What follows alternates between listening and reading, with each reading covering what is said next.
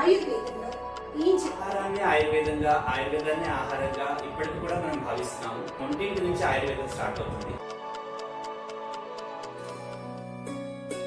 భగవద్గీత 15వ అధ్యాయంలోని అహం వైశ్వానరో భూత్వా ప్రాణినాం దేహమాశ్రితః ప్రాణాపాన సమాయుక్తః పచామ్యన్నం చతుర్విధం అని భగవానుడు గీతలో చెప్పాడు. అంటే జీవుని శరీరంలో జఠరాగ్నిలో భగవానుడు ఉండి మనం తినే 4 విధములైన ఆహారాన్ని జీర్ణమనర్చుచున్నాడు అని ఇందులో తెలుపబడింది. భక్ష్యం, భోజ్యం, లేహ్యం, చోహ్యం అనే 4 విధాల ఆహారం. అవి ఏంటి అంటే, ఒకటి అమితంగా భుజించరాదు, తర్వాత సాత్విక ఆహారాన్ని తినాలి, రాజస తామస ఆహారాన్ని తినకూడదు. తినే ఆహారాన్ని ఏది మనం వంట చేసేటప్పుడు వండిన ఆహారాన్ని భగవంతునికి నివేదన చేసి ఆహారాన్ని భుజించాలి. అప్పుడు అది ప్రసాదంగా మారుతుంది. అట్లానే మనం వంట చేసేటప్పుడు కూడా దైవనామ స్మరణ లేదా స్తోత్ర పారాయణ చేయడం కానీ లేదా వినడం ద్వారా కానీ ఆహారాన్ని వండితే అది చాలా పవిత్రంగా వచ్చి ఒక మంచి పాజిటివ్ ఎనర్జీని తీసుకొస్తుంది. అది తినే వాళ్ళకి ఒక మంచి భావనని కలిగిస్తుంది అన్నమాట.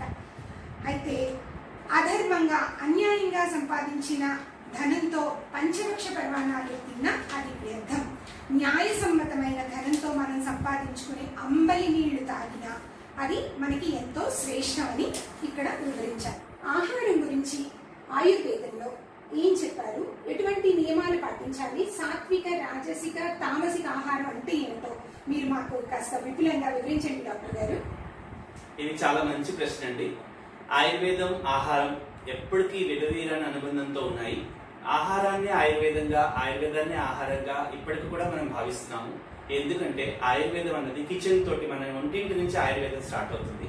మన రోజు వాడుకునే పదార్థాలతోటి మంచి భోజనాన్ని, మీరు ఇప్పుడు చెప్పినట్టుగా 4 రకాల పదార్థాలు మనం తీసుకుని అలాగే తింటే మన శరీరానికి బలాన్ని ఇస్తుంది.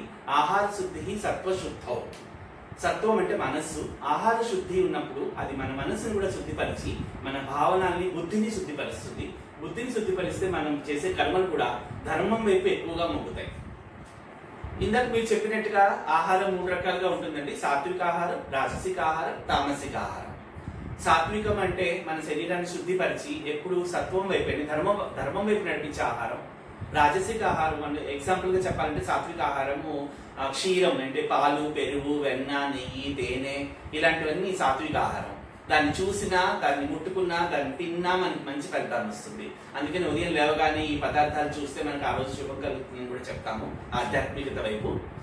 అది కాకుండా రాజసిక ఆహారంలో కటు రసం ఎక్కువ తీసుకోవడము, లవణ రసం ఎక్కువ తీసుకోవడం, మసాలా పదార్థాలు ఎక్కువ తీసుకోవడము, లేకపోతే ఫ్రిడ్జ్ లో పెట్టి బాగా డ్రై మీట్ అంటాం కదా, మన నాన్ వెజ్ కానీ ఏదైనా బాగా ఎండబెట్టేసిన కూరగాయలు అది మన ఫ్రిడ్జ్ లో ఉంచి తీసుకోవడము, దానివల్ల మనకి రాజసిక ఆహారం అంటాం. తామసిక ఆహారం అంటే చాలా రోజులు నిల్వ ఉంచిన ఆహారం. నిల్వ ఉంచిన ఆహారాన్ని తీసుకుంటే ఏంటంటే రసధాతువు వికరిస్తుందండి. రసధాతువు ఎప్పుడైతే తగ్గిందో అగ్ని నష్టపోతుంది. ఆ తర్వాత మనకి రకరకాల వ్యాధులు వస్తాయి. అందులో పాండు అంటే ఎనీమియా కూడా రావచ్చు, ఇంకా రకరకాల వ్యాధులు అక్కడి నుంచే స్టార్ట్ అవుతాయి. సో ముఖ్యంగా చెప్పదలుచుకుంది ఏంటంటే మనకి ఎంతవరకు కావాలో అంతవరకే వండుకోవాలి, ఎంతవరకు తినాలో అంతవరకే తినాలి, ఎప్పుడు తినాలో అప్పుడే తినాలి. ఏ ఋతువు అనుసారంగా నడుస్తుందో క్యాలెండర్ లో ఆ ఋతువు అనుసారంగా మనం ఆహారం తినాలి. ఈ రకరకాల పద్ధతులు మనం పాటిస్తూ మన ఇంట్లో వండుకుని మన ఇష్ట పరిసరాల్లో తింటే కనుక ఆహారం ఇచ్చే గుణము అనన్య సామాన్యం. ఆహారం గురించి ఒక ముఖ్యమైన శ్లోకం చెప్తానండి. పథ్యే సతి గదార్థస్య కిమౌషధ నిషేవణం, పథ్యే అసతి గదార్థస్య కిమౌషధ నిషేవణం. అంటే ఆహారాన్ని తీసుకుంటే గనక, సరైన ఆహారం తీసుకుంటే గనక ఔషధం యొక్క అవసరమే ఉండదు. సరైన ఆహారం తీసుకోకపోతే ఆ ఔషధం తీసుకున్నా కూడా పనిచేయదు. సో అంత విలువని ఆహారానికి ఇచ్చారు. ఆహారం ఎలా తీసుకుంటున్నాము, ఎప్పుడు తీసుకుంటున్నాము, ఎందుకు తీసుకుంటున్నాము, ఈ ముఖ్యంగా ఇవి మనం బేరీజ్ వేసుకుని తీసుకుంటే కనుక అప్పుడు ఆహారం యొక్క ఫలితాన్ని మనం పొందగలం. ఆహారం ఎప్పుడు తీసుకోవాలి, ఇది ముఖ్యంగా మనం మనల్ని ప్రశ్నించుకోవాలి. ఎందుకంటే ఆహారం అనేది అగ్ని ఉంటుంది, మన శరీర అగ్ని, జఠర అగ్ని. మనకి ఎప్పుడైతే ఆకలిస్తుందో అప్పుడే ఆహారాన్ని తీసుకోవాలి. అంతే తప్ప టైం ప్రకారంగా మనం ఉదయం 8 బ్రేక్ఫాస్ట్ చేయాలి, మధ్యాహ్నం 1 గంటకి తినాలి లంచ్, అట్లా మనం ఎప్పుడు టైం చెప్పలేదు. మనకి ఎప్పుడు ఆకలి అనిపిస్తే అప్పుడు తీసుకోవాలి, అది ముఖ్యం. ఆకలి అన్నది ముందు రోజు రాత్రి చేసిన భోజనం జీర్ణం అయిందా లేదా అన్న దాన్ని బట్టి కూడా నిర్ణయం పడుతుంది. అది తర్వాత ఎంత తినాలి, మాత్ర ఎంత తినాలన్నది కూడా ప్రతి మనిషికి తన యొక్క పొట్ట, తన యొక్క అగ్నిని బట్టి ఎంత తినాలన్నది నిర్ణయించుకోగలరు. దాని ప్రకారంగానే తీసుకోవాలి. మనము ఇది చేసి ఎలాగైనా బలవంతంగా వాళ్ళ చేత అలా తినిపించకూడదు. ఎంత తినాలి అన్నది ఆయుర్వేదంలో ఇంతకన్నా ఏం చెప్పలేదు. దాని తర్వాత ఎప్పుడు తినాలి అన్నది ఇప్పుడు డిస్కస్ చేసాము. ఎంత తినాలి అన్నది డిస్కస్ చేసాము. అగ్ని, కాల, మాత్ర, పరిణామం అనేది ఈ మూడు కూడా కరెక్ట్ గా ఉంటేనే మనం ఆహారం యొక్క ఫలితాన్ని ఆశించగలం. ఆహారం యొక్క ఫలితం ఏంటి? ఆహారం సరిగ్గా తీసుకుంటే వర్ణ, సుస్వర, ప్రసాద, ఇంద్రియ, బుద్ధి, మన ఇవన్నీ కూడా కరెక్ట్ గా ఉండి అన్ని మనకి ఫలితాలు ఇస్తూ చివరికి సుఖాయుష్, శతాయుష్ని పొందుతాం. ఇది మనకి ఆహారాన్ని వర్ణించాలి. ఇప్పుడు ఆహారాన్ని తీసుకోవడానికి, ఇప్పుడు ఆహారం తీసుకున్న తర్వాత ఈ ఫలితాలు వస్తాయని మనం తెలుసుకున్నాం కదా. కానీ ఆహారాన్ని ఎలా తయారు చేయాలన్నది మనం ఇప్పుడు మీరు ఒక చిన్న ఉదాహరణ చెప్పారు. మంత్ర పఠనం ద్వారా ఆహారాన్ని పఠిస్తే మంత్రశక్తి ఆహారానికి వస్తుందని. దీంతో పాటుగా ఆయుర్వేదంలో ఇంకా చెప్పిన విషయాలు కూడా నేను జోడిస్తున్నానండి. అష్టవిధ ఆహార విధి విశేష ఆయతనం అని చెప్పారు. 8 రకాలైన ఆహార విధి ఉంటుంది. తయారు చేయడం కానీ తినడం కానీ దాన్ని బట్టి మనం నిర్ణయించవచ్చు ఆహారం ఫలితం ఇస్తుందా లేదా అన్నది. ఆహార విధానం, విధి విధానం ఏంటంటే ఎట్లా వండాలంటే అప్పుడే తాజా కూరగాయలు తీసుకోవడం, తాజాగా వండడం, తాజాగా తినడం, వేడిగా తినడం, లఘు అంటే లైట్ గా తొందరగా డైజెస్ట్ అయ్యే పదార్థాలు తినడం, ఇవి మనకి రకరకాలుగా చెప్పారు. దీంతో పాటుగా మనందరం ఇష్టపడే వ్యక్తులతో కూర్చుని తినడం, మనం ఇష్టపడే ప్రదేశంలో తినడం, అంటే ఇప్పుడు మనం క్యాండిల్ లైట్ డిన్నర్ అని అంటాం కదా, ఫ్యామిలీతో పాటు కూర్చొని తినడము, అలాగా మనం ఇష్టపడే ప్రదేశంలో తినడము, మనం మంచి లైటింగ్ లో, మనం మంచి పరిసరాల్లో తినడము, మంచి చెడు అయిన పరిసరాల్లో ఉంటే కనుక మనం అక్కడ తిన్న ఆహారం కూడా మనకు తినబుద్ధి అవుతుంది, తిన్నా కూడా అది మన శరీరానికి పట్టదు. చాలా మంది అంటాం కదా, మా పిల్లాడు చాలా తింటున్నాడు భోజనం కానీ శరీరానికి తగలట్లేదు అంటే మనల్ని మనం బేరీజ్ వేసుకోవాలి. మనం ఇవన్నీ సరిగ్గా చేస్తున్నామా లేదా అనేది చూసుకోవాలండి. ఇది కాకుండా ఆహారాన్ని అవినాభావ సంబంధం ఉంది ఋతువుతోటి. ఇప్పుడు మన వర్ష ఋతువు నడుస్తుంది. వర్ష ఋతువులో వాతం ఎక్కువగా ప్రకోపించడానికి అవకాశం ఉంది. సో వాతం ఎక్కువ ప్రకోపించినప్పుడు మనం ఎక్కువగా డ్రై ఫ్రూట్స్ కానీ, అంటే డ్రైనెస్ శరీరంలో తెప్పించే పదార్థాలు తినకూడదు. డ్రై ఫ్రూట్స్, మూంగఫలి, చెనా, ఇవి వేసిన పప్పులు, శనగలు ఇలాంటివి ఎక్కువ తింటే మనకి ఎక్కువ వాతం, ఆల్రెడీ వాత ప్రకోపం ఉంది కాబట్టి ఇంకా వాతం పెరిగి మన శరీరానికి రూక్షత్వం పెరుగుతుంది. ఇలాగ మన ఋతువు అనుసారంగా కూడా మనకి చెప్పబడ్డాయి ఆహారాన్ని ఎలా తీసుకోవాలి అనేది. ఇంతే కాకుండా రసాలు ఉన్నాయండి, షడ్ రసాలు. మీకు తెలుసు, మధుర, ఆమ్ల, లవణ, కటు, తిక్త, కషాయ. 6 రసాలు, రోజు 6 రసాలు సేవించాలి. ముందుగా మధుర రసంతో భోజనం మొదలు పెడితే మధుర రసంతో ఆ భోజనాన్ని అంతం చేయాలి.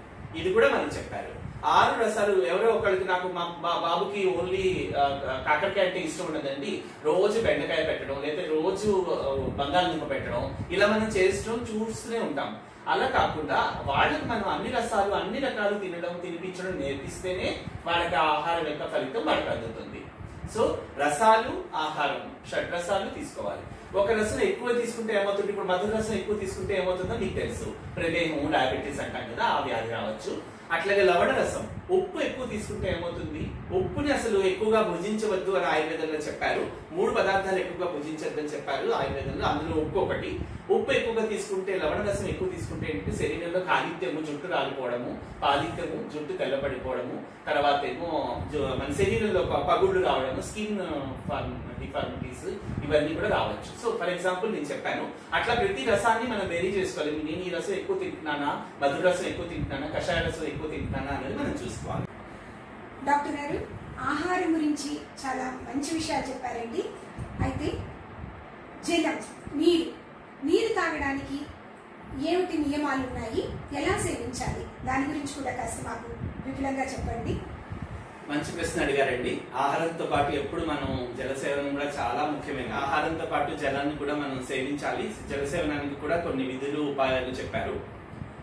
జలం హృదయం, తర్పణం, అమృతోపమం. అమృతంతో సమానమైంది జలం. అట్లాంటి జలాన్ని మనం నిల్వ ఉంచడం కానీ, లేకపోతే దాన్ని మంచిదా కాదా అని నిర్ణయించడం కానీ, జలసేవనాన్ని కరెక్ట్ గా తీసుకుంటున్నామా లేదా అనేది కూడా మనం బేరీజ్ వేసుకోవాలి. జలం ముఖ్యంగా చూస్తే ఆయుర్వేదంలో ప్రకారంగా దాన్ని వర్ణించారండి 8 రకాలుగా.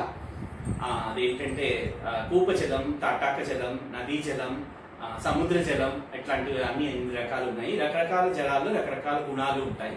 ఆ గుణాలు మనం ఆ జల సేవనాన్ని బట్టి ఆ గుణాలు మన శరీరానికి ఆపాదించబడతాయి.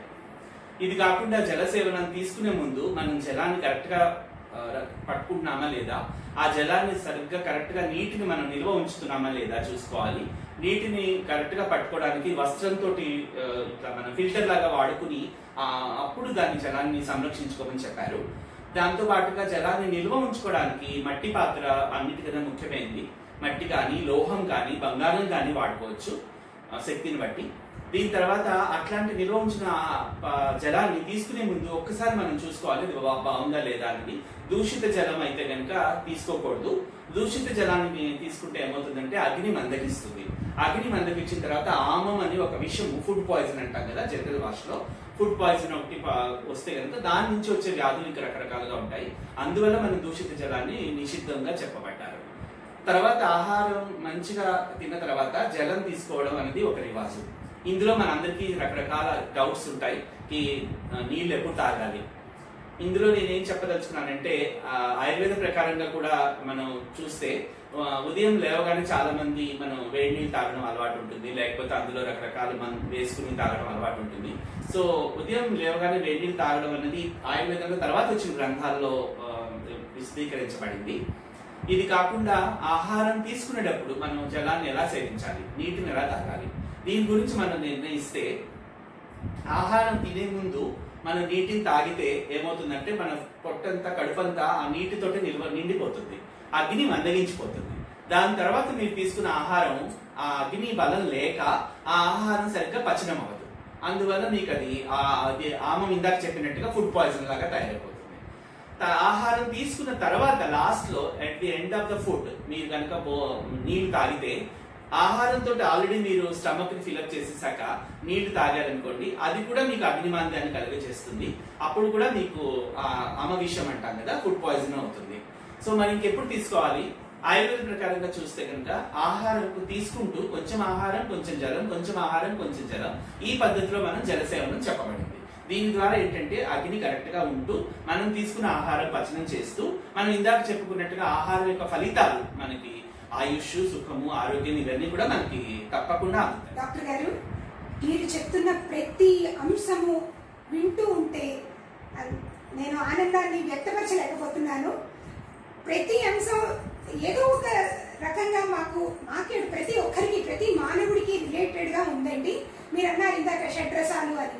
మనం ఉగాది చేసుకుంటాం, అందులో కూడా ఈ 6 రుచుల్ని కలిపి పండగని చేసుకుంటాం. ఉగాది మన కొత్త సంవత్సరం రోజు ఆ 6 రుచుల్ని కలుపుకుని పచ్చడి చేసుకుని తింటాం. దాన్ని బట్టి మన జీవితంలో మనం చేసే కర్మల్ని ఆధారంగా ఉంటాయి అని కూడా అంటూ ఉంటారు.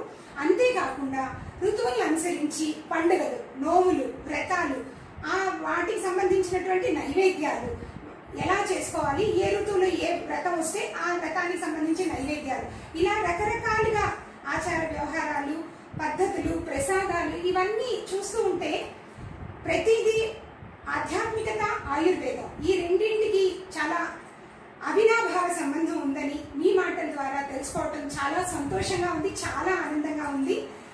ఇక ముందు ఇటువంటి మంచి మంచి విషయాల్ని మీ ద్వారా మేము తెలుసుకోవాలనుకుంటున్నాము. మీ యొక్క అమూల్యమైన సమయాన్ని మాకు ఇచ్చినందుకు చాలా ధన్యవాదాలు డాక్టర్ గారు. మీరు చెప్పినట్టుగా ఆధ్యాత్మికత, ఆయుర్వేదం కలుపుకుంటూ పోతే అల్టిమేట్ గా మనం ఆరోగ్యాన్ని సాధించాలండి. ఆరోగ్యం ఉంది, నిరోగంగా ఉంది, మోక్షాన్ని సాధించడానికి ఆయుర్వేదం తప్పకుండా సహాయపడుతుందండి. మీరు నాకు ఈ అవకాశం ఇచ్చినందుకు కూడా మీకు కూడా ధన్యవాదాలండి.